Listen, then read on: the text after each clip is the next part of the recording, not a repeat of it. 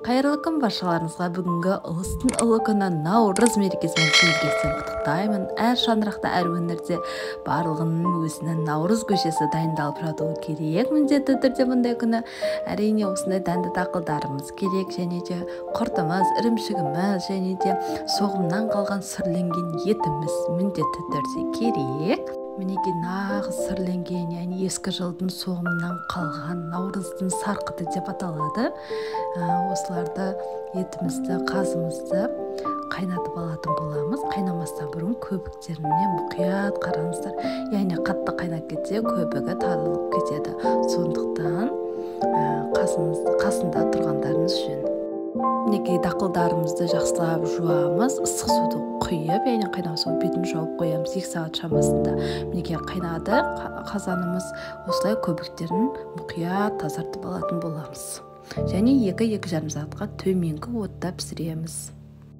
Қазымызды міндетті түрде 1-2 жерінен чесіп қоямыз. Мінекей 2,5 сағат өтті, еттерімізді жұмсарып, сорпамызға дәм кіріп, яғни майлы болып, өте дәмді болды. Мен тұз салған жоқпын, себебі менде сүрленген ет, негізі сүрленген етпен жасалынады. Енді мінекей дәнді дақылдарымызды саламыз наурыз көжеге, яғни 7 түрлі қосу керек деп айтады, ең аз дегенде.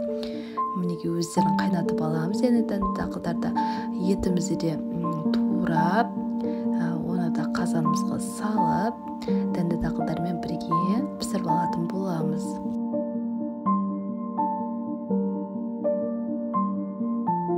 Енді барлығын қосып, төменгі отта 1,5 сағат шамасында пісіретін боламыз.